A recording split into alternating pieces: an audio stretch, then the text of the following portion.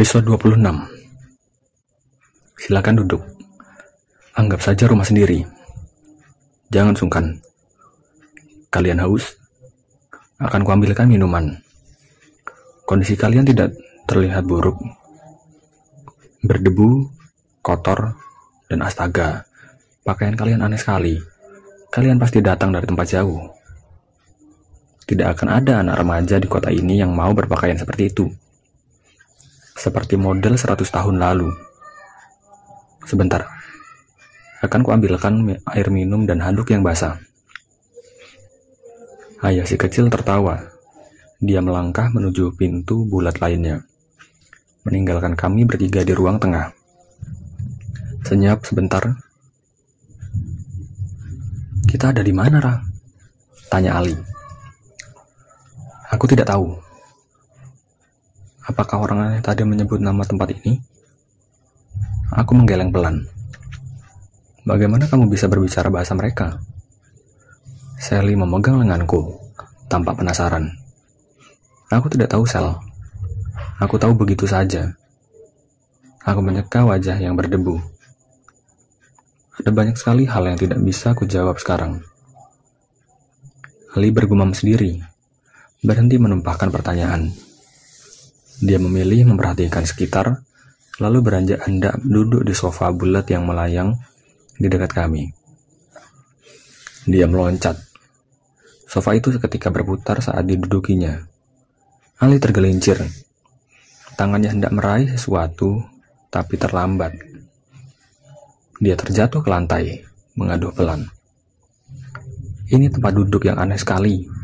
Ali berdiri, menatap sofa yang berputar, kembali ke posisi semula. Si jenius keras kepala itu mencoba 2 kali untuk duduk di sofa bulat. Tapi 2 kali pula ia terjatuh. Dan aku dan Sally menonton, diam. Baiklah, aku tidak akan menyerah. Ali bersungut-sungut. Kali ini dia menata baik-baik sofa bulat di depannya, memegangnya perlahan, lantas naik perlahan, menjaga keseimbangan. Ali nyengir lebar. Dia berhasil. Kalian mau mencobanya? Ali berseru riang. Ini persis seperti belajar naik sepeda. Sekali kita terbiasa, maka mudah saja. Aku dan Sally saling bertatap. Ayo, coba saja, Ra. Sally, ini seru sekali. Kalian tahu, entah bagaimana mereka melakukannya. Sofa ini benar-benar melayang di atas lantai. Ini hebat sekali. Bahkan kupikir lembaga paling canggih macam NASA Amerika sekalipun tidak punya teknologi ini. Ali mencoba sofa bulat itu berputar dan berhasil membuatnya bergerak mulus. Ali tertawa senang. Apa yang kamu lakukan? Aku berbisik mengingatkan Ali. Kami jelas tidak sedang studi tour. Kami sedang tersesat. Sifat Ali yang selalu santai kemungkinan bisa berbahaya. Si jenius itu sekarang bahkan asik mencoba sofa bulat yang sedang dia duduki, bergerak naik turun. Ali menatapku dengan wajah tanpa dosa. Maaf membuat kalian menunggu. Ayah si kecil kembali, terlihat riang, membawa nampan dengan 3 gelas di atasnya. Juga 3 handuk basah. Oh, kamu sudah mencobanya? Bagaimana? Itu jenis sofa paling mutakhir. Lelaki itu tertawa melihat Ali bergegas menurunkan sofanya kembali ke posisi semula.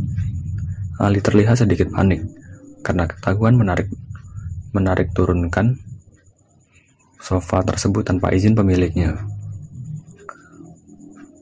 Dia bertanya apa? Ali berbisik.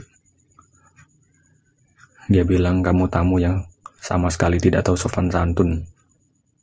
Aku menjawab asal. Sungguh? Ali menatapku tidak percaya. Silakan diminum. Ayah si kecil mengangguk, ramah kepada kami. Aku menatap Gelas aneh yang lebih mirip sepatu Keds. Baiklah, aku meraih gelas terdekat, mengangkatnya. Isinya air bening biasa, setidaknya terlihat begitu. Aku menenggaknya. Ternyata rasanya segar sekali. Sally menatapku ragu-ragu. Aku mengangguk padanya. Tidak ada yang perlu dicemaskan. Bahkan setelah berbagai kejadian tadi, menghabiskan air sebanyak 1 gelas berbentuk sepatu terasa melegakan. Namaku Ilo. Siapa nama kalian?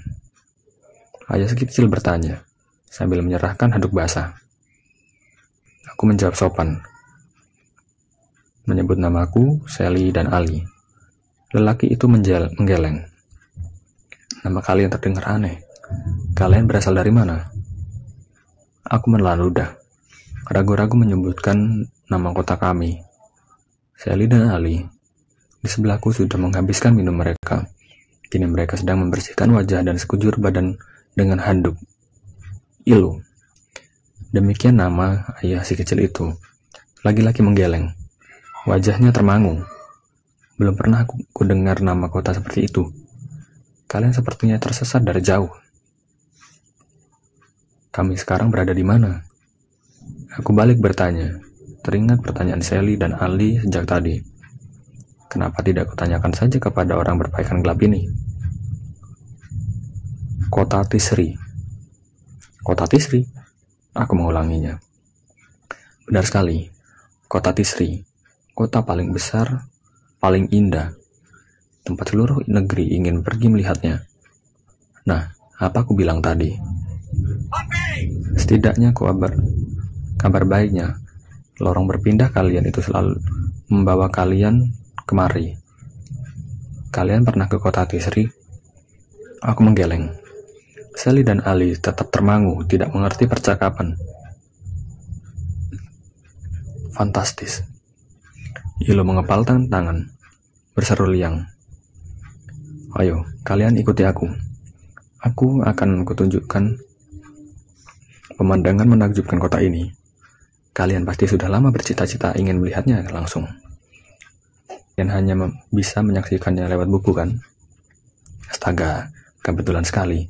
Ini persis bulan purnama. Kota ini terlihat berkali-kali lebih indah. Lelaki itu sudah berdiri. Malam bulan purnama. Bukankah tadi baru saja siang? Apa yang dia bilang, Ra? Sally berbisik. Dia ingin menunjukkan kota ini kepada kita. Buat apa? Setiap hari melihat kota kita? Aku menggeleng. Entahlah, aku juga tidak paham. Apa serunya melihat kota di siang hari? Sally masih berbisik. Aku menghela napas perlahan. Sejak tadi, aku punya firasat kami sama sekali tidak berada di kota kami. Bahkan boleh jadi ini tempat yang amat berbeda. Ini pasti seru. Ada yang tidak keberatan. Ali meloncat turun dari sofa bulat. Ilo memimpin di depan, melewati pintu bulat, kembali ke lorong remang, dan tiba di depan anak tangga. Ilo rileks melangkah menaikinya. Anak tangga itu berpilin naik sendiri saat kaki kami menyentuhnya.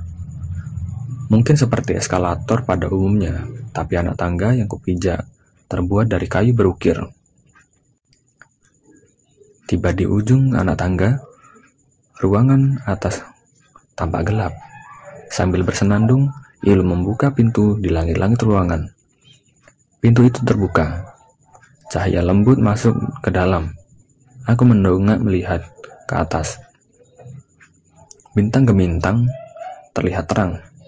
Ini malam hari, bukankah? Aku mengusap wajah bingung. Sekarang pertanyaan yang bertambah. Bagaimana kami bisa keluar di atas sana? Bukankah itu langit-langit ruangan setinggi jangkauan tangan Ilo? Tidak ada tangga lagi. Kami bertiga saling lirik, tidak mengerti. Ilo berdiri persis di bawah bingkai pintu. "Ayo, kalian mendekat padaku." Dia menoleh pada kami. Aku menelan ludah. Sudah kadung sejauh ini tanpa banyak bertanya. Aku ikut mendekat. "Ayo, jangan ragu-ragu. Lebih rapat." Aku merapat di sebelahnya, juga Sally dan Ali setelah ku beritahu agar lebih rapat.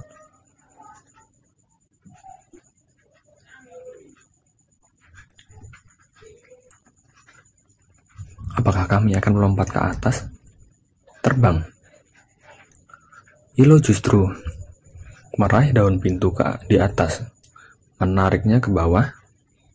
Daun pintu itu turun, pindah setinggi mata kaki kami. Kami seketika berada di atap bangunan. Ali, si jenius di sebelahku, bahkan tidak mampu menahan diri untuk tidak berseru. Ilo tertawa. Dia melangkah ke samping, meninggalkan daun pintu yang terbuka, berdiri di atap. Aku bergegas ikut melangkah, juga Sally. Khawatir pintu itu tiba-tiba kembali ke posisi atas.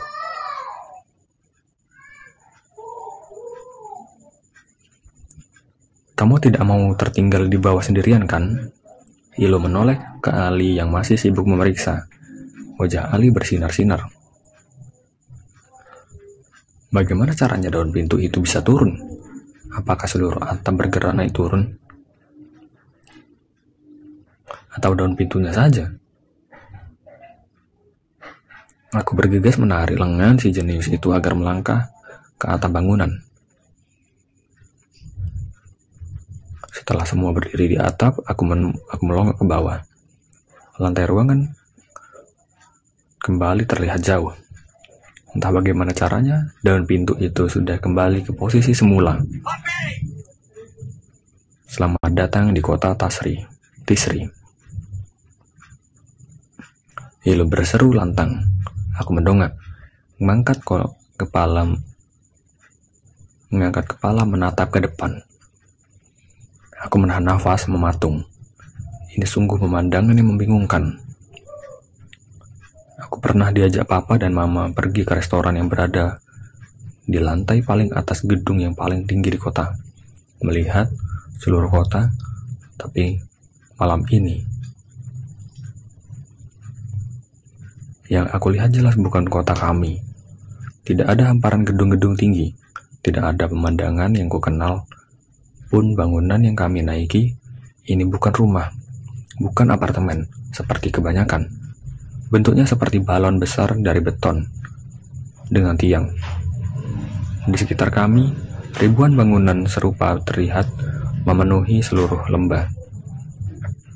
Persis seperti melihat ribuan bulan sedang mengambang di udara. Itulah pemandangan yang kami saksikan sekarang. "Kita di mana?" Sally bertanya. Suaranya bergetar bingung. "Ini keren," Ali berseru. Suaranya juga bergetar antusias. "Ini bukan kota kami. Bahkan jelas sekali, tidak ada kota di bumi yang terlihat seperti ini. Tidak ada jalan di bawah sana, apalagi kendaraan seperti mobil dan motor. Hanya ada hamparan hutan. Kalau itu memang hutan, seperti yang terlihat dari atas ini. Bulan purnama menggantung di langit. Terlihat lebih besar dibandingkan biasanya. Cahayanya lembut dan indah. Di sisi barat kota terlihat gunung. Bentuknya sama seperti gunung yang ada di kota kami.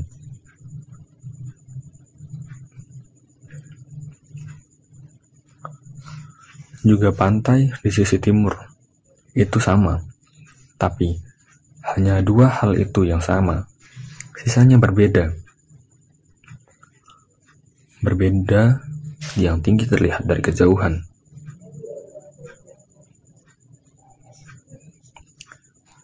Setiap tiang memiliki puluhan cabang. Dengan ujung cabang lagi sebuah balon besar dari beton bersinar. Ilo menjelaskan dengan bangga tentang kotanya. Kota ini paling maju, paling cemerlang. Kota ini juga paling efisien menggunakan sumber tenaga yang semakin terbatas. Terlepas dari masalah teknis kecil yang sedang menimpa kalian, kami memiliki sistem transportasi paling baik. Kalian lihat di ujung sana, itu menara komite kota. Aku tidak terlalu mendengarkan. Kepalaku dipenuhi begitu banyak pertanyaan. Sally masih menatap dengan cemas seluruh arah. Dia sempat berbisik, "Kita tidak berada di kota kita lagi, Yara." Aku mengangguk. Kita berada di tempat yang jauh sekali. "Bagaimana kita pulang?" Sally bertanya. Aku menggeleng. Entahlah. Wajah Sally terlihat pucat. Hanya Ali yang terlihat tenang, menatap sekitar dengan semangat. Besok malam adalah malam karnaval festival tahunan. Jika kalian menunggu sehari saja, kalian bisa menyaksikan festival terbesar. Seluruh kota dipenuhi pelangi malam hari. Semua bangunan terhubung oleh kabel yang dipenuhi lampu warna-warni. Putraku yang berusia 4 tahun tidak sabar menantikannya loh. Ilo membentangkan tangan, masih asik menjelaskan. Angin berembus lembut, menerpa wajah, memainkan anak rambut. Aku mendongak, menatap langit. Kami ada di mana? Gunung, pantai, sungai, juga posisi bulan dan bintang sama persis seperti di kota kami. Tapi sisanya berbeda. Bangunan, rumah seperti balon. Hampir setengah jam kami berada di atap bangunan, hingga Ilu diam sejenak berkata, "Sudah larut malam, kita sebaiknya turun. Kalau kalian mau, malam ini kalian bisa menginap di tempatku." Ada kamar kosong, tidak terlalu lapang untuk bertiga, tapi cukup nyaman. Besok pagi-pagi aku akan membantu kalian pulang ke rumah.